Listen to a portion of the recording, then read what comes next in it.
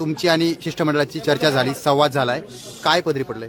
काहीच नाही, त्यांनाच उलट आम्ही उणिवा दाखवून दिल्यात की मराठा समाजाची किती प्रशासनाकडून अडवणूक होईल. आम्ही त्यांच्या प्रत्यक्ष ते म्हणले, आम्ही गावोगावी याद्या लावल्या, ज्यांच्या नोंदी मिळाल्यात त्या आम्ही त्यांना सिद्ध करून दाखवले, याद्या लावल्या नाहीत म्हणून. त्यामुळे ते काय बोलणार आहेत, माघारी गेले.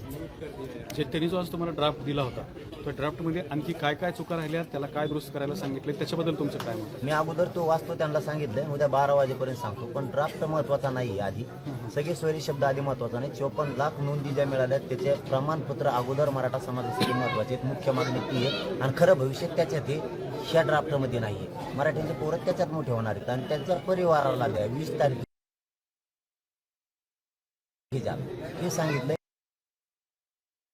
आणि आम्ही मुंबईकडे जाणार 21 तारखेला, हे कन्फर्म आहे. उत्तर न देता आल्यामुळं त्यांचं नावेला जाणार. आता ही सगळी तुमची चर्चा झाली, तुम्ही त्यांना बोललात, त्यांनी तुम्हाला उत्तरं दिलेली आहेत. याच्यातून उद्या तुम्ही 20 तारखेला मुंबईला जाणार आहात, त्याच्यावरती काही तोडगा निघण्याची शक्यता आहे का? 54 लाख नोंदी, त्यांचे प्रमाणपत्र देणे, त्यांच्या सगळ्या परिवाराला देणे. 54 लाख प्लस एकूण परिवाराला दिलेला एकूण आकडा किती कोटी, किंवा आम्हाला याचे म्हणजे पुराव्यानिशीच देणे, कागदपत्रीच त्यांनी. आणि नंतर हा सगळ्या सोयऱ्याचा विषय नंतरचा, त्यावेळेस तो वट हुकूम काढावा. अगोदर ही म्हणजे जसं की बागायती जमीन करायची, परंतु विहीर खांद्याच्या आधी मोटर आणून ठेवली, विहीर खाल्ल्याने तिला पाणी लागलं, मोटर का माती टाकीतो का मग? तर असा प्रकारे उलट आले, ते सरळ यायला पाहिजे होतं. आधी नोंदी, नंतर परिवाराला देणे आणि नंतर हा ड्राफ्ट सगळ्या सोयऱ्याचा. तर ते उलट इकडं असं चालले, त्यामुळे ते मान्य नाही. 20 तारखेला मराठा समाज 100% जाणार. याचा एकच दिवस शिल्लक राहिला आता, म्हणजे याचा अर्थ असं समजायचा की 20 तारखेला मराठा समाज हा मोठ्या संख्येनं मुंबईच्या दिशेने रवाना होणार. मराठे तयारच आहेत, फक्त ते मराठे मजा बघतात आता घरी टीव्ही बघून. तुम्ही लय आमची बेस्ट ही केलेली आंदोलनाची धुरा सांभाळलेली, ते बघतात काय काय चाललंय, कुठं कसं कसं आहे. ते रेडी तयार आहेत, फक्त पिशा उठलायच काम आहे. आम्हाला आरक्षण घेऊन यायचं, आमच्या पोरापेक्षा आम्हाला मोठं कोण नाही. मराठ्यांना विनंती, इतक्या ताकदीनं बाहेर पडा. आरक्षण दुसऱ्या दिवशी सकाळी मिळालं पाहिजे, इतक्या ताकदीनं बाहेर पडा. तह होण्याची कुठलीही शक्यता नाही, चान्सेस तहन नाही. फी ते तह होते, आता काय तहन फी तह सुद्धा शब्द पाळला जायचा. आता काय परवाच्या बैठकीमध्ये सगळ्या गोष्टी एक गोष्ट सिद्ध होती की प्रशासन काम करत नाही. त्याबद्दल म्हणून बच्चू कडू यांनी अधिकाऱ्यांना झापलं सुद्धा यात. तर तुम्हाला बी असं वाटतंय की प्रशासनच इथं चुकतंय?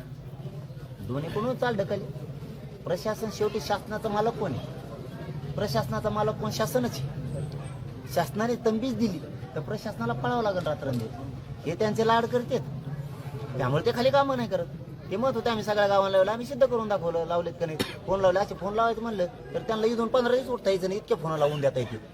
हे सगळं दूध का दूध पाणी का पाणी समोरासमोर केल्यामुळं त्यांना खरं सत्य परिस्थिती पटल्यामुळे त्यांना जावं लागलं वापस. आश्वासन काय दिले? उद्या काय घेऊन येणार आहे, तुम्हाला काय सांगणार आहेत? उद्या परत येणार आहेत का? आता काय घेऊन येते? बाजार बी नाही उद्या त्याला कुठं आला. आता काय घेऊन येते? आता काय घेऊन येणार आहेत ते?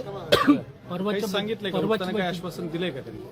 त्याला म्हणले, ते म्हणले मी बी येतो मुंबईला 20 तारखेला. ते आश्वासन दिलंय, चला म्हणले येतो मी. त्यांनी ओळखून घेतलं. फसवणूक किती दिवस आम्ही नाही सहन करू शकत. आमच्या पोरांचे मुर्दे आम्ही नाही बघू शकत. आम्ही लढायला सज्ज आहेत. 26 तारखेला 3 करोड मराठीपेक्षा जास्त तुम्हाला मुंबईत दिसते. परवाच्या काही बैठकीत तुम्ही गॅझेट दिलं होतं, ती सरकारने नाकारलं. नाकारलं का नाही त्यांना सांगता येईल नाही. नाकारलंय का नाही मी विचारलं, नाकारलंय का? नाकारलं तर मग तुम्हाला करार बी नाकारायला लागला. कारण त्यावेळेसचे प्रशासक ती होती, आताचे प्रशासक तुम्ही आहेत. मग तुम्ही मागच्या सरकारने केलेलं काम पुढचं सरकार आल्यावर जर 5 वर्षाला नाकारणार असलं तर मग त्या कायद्याला तरी काय अर्थ राहिला? त्यांनी जर मागच्या सरकारमध्ये कायदा पारित केला, पुढचं सरकार जर ते रद्द करीत असलं, परत त्याच्या पुढचं आणत असलं तर तुम्हाला कायद्याचं मान्य नाही असेल. हे तुम्हाला हे जर गॅजेट मान्य नसेल, हैदराबाद संस्थांचं, मुंबई गव्हर्नमेंटचं, मी तिन्हीचा उल्लेख केला, नुसतं मराठवाड्याच केलेला नाही, सातारा संस्थांचं असेल, मग हे जर तुम्हाला कायदा म्हणून मान्य नसतील तर तुम्हाला नागपूर करार सुद्धा रद्द करावा लागेल. तुम्ही एक ट्रॅपचा मुद्दा सातत्याने मांडताय. तुमच्या बोलण्यामध्ये प्रचंड गंभीर गोष्टी आहेत. तर तो नेमका ट्रॅप कोण लावतोय, कशा स्वरूपाचा ट्रॅप लावला जाणार आहे आणि मराठे आणि तुम्ही त्याला कसं उत्तर देणार? वेळोवेळी सांगत बी राहणार आणि षडयंत्र ट्रॅप मोडून सुद्धा काढणार. कारण मी मरायला भेट नाही आणि त्यांना मला मारणं एवढं सोपं नाही. आता पुन्हा ते अंतरवालीचा प्रयोग करणार नाही. केला तर त्यांना त्याची किंमत लक्षात येईल. त्यांचं आयुष्यात तिथून पुढं राजकीय उदय कधीच होऊ शकणार नाही, कधीच. आणि त्यांनी जर इथं काही कोणाला त्रास देण्याचा प्रयत्न केला तर 14चे 14 राज्यातले क्षेत्रीय मराठी आम्ही उठवणार आहे. बरं. तर कोण आहे ट्रॅप लावणारे तुम्ही जो म्हणताय इशारा ते नावं सांगायला मी आणखीन 2 दिवस थांबून म्हणलं, त्याशी पाठीमागे थांबून म्हणलं तूच सांगितली होती. मी सांगत असतो, मी थांबतोय 2 दिवस, अधिकृत माहिती घेतो. कारण काय राहतं, कळालंय, नावासहित कळालं कोणचा मंत्री आहे, कोणाच्या मागे आहे, कोण दुकानदारी मराठ्यांच्या जीवावर चालत होती, हे बी नावं मला माहिती आहेत. कोणत्या जिल्ह्यातले कोण कोणाला उठवतं हे माहिती आहेत. सगळ्यांचे बुडं वाजणार आहेत मराठी, सगळ्यांचे बुडं वाजवणार आहेत. नसता त्यांना विनंती आहे, समाज मोठा धरा, समाजाचं कल्याण होऊ द्या, गप राहा, कोणाचं ऐकून समाजाचं अस्तित्व खराब करू नका, तुमचं अस्तित्व खराब करून घेऊ नका. तुमच्या दुकानदारीसाठी, तुमच्या प्रसिद्धीसाठी, तुमचा नेता बनण्यासाठी तुम्ही टीव्हीला नाही येणार, पेपरला नाही येणार, नाही आलं तुमचं नाव तर नका येऊ देऊ, पण एवढ्या वेळेस समाजाचं वाटोळं करू नका, त्यांचं ऐकू. तो नेता पहिल्या फळीतला आहे, मंत्री पहिल्या फळीतला आहे, दुसऱ्या फळीतला आहे का तिसऱ्या फळीतला सगळ्याच फळ्यातली ती दैकंड यांना. पाटील, तुम्ही या बैठकीमध्ये फार जास्त संतापलेले दिसला. तपासण्या झाल्या नाही म्हणून तुमचा संताप अनावर झालेला का फक्त लोक येऊन फक्त शब्द देत आहेत आणि वेळ काढतायत? एवढा संताप आज कशासाठी? एवढी मोठी यंत्रणा असून तुम्ही सुट्ट्या दिल्या, महसूल कर्मचाऱ्याला राज्यातल्या सगळ्या सुट्ट्या होत्या तर रद्द केल्या हे काम करण्यासाठी, तरी काम होत नाही. तुम्हाला 2 महिने मागितले, त्याच्यानंतर 1 महिना मिळाला तरी काम वाढत नाही. याचा अर्थ तुम्ही मराठ्यांना किती गांभीर्याने घेतले आमच्या लक्षात आलं. आता मराठ्यांचं गांभीर्य काय असतं तुम्हाला 26 तारखेला कळत. तुम्ही आता लक्षात येईल तुमच्या आपण केलेले चूक किती मागात पडली. पण आजचा मसुदा घेऊन सगळे सोयऱ्याच्या बाबतीत त्यांनी काही बदल करून आणले. मसुदा आमच्या पुढे आता विषयच नाही. मी त्यांना परवा ते सांगितलं, 1.5 महिन्यापूर्वी ते सांगितलं, बीडला 23 डिसेंबरला ते सांगितलं होतं त्या मांजरसुंबेला त्या हॉटेलवरती, तुम्हाला 54 लाख नोंदी सापडल्या, त्याचे प्रमाणपत्र द्यावं लागणार, तर त्या सगळ्या सोयऱ्याला किंमत. तुम्ही त्या सगळ्या सोयऱ्यांचाच नुसता आदेश पारित केला, तो कागद राहणार आहे आमच्या हातात, जिकडे नोंदीच नाही तर काय उपयोग होणार आहे त्याचा. त्यासाठी आमची मूळ मागणी 54 लाख नोंदी सापडल्यात, त्यांना प्रमाणपत्र देणं आहे, त्यांच्या परिवाराला 54 लाख प्लस परिवाराला दिलेला आकडा किती, याच्यात आमचे पोरं मोठे होणार आहेत. ह्या कागदात थोडीच होणार आहेत, इकडे मिळालं तर ह्या कागदात होणार आहे सोयरे.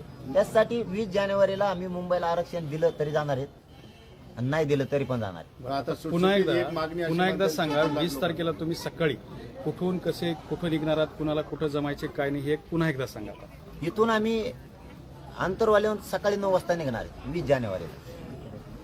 मुक्काम पडले त्या पद्धतीनं आम्ही इथून पाथर्डी नगर मार्गे पुणे शिवाजीनगर एक्सप्रेस मार्गे हवेनं त्या आम्ही मुंबईला जाणार आहे.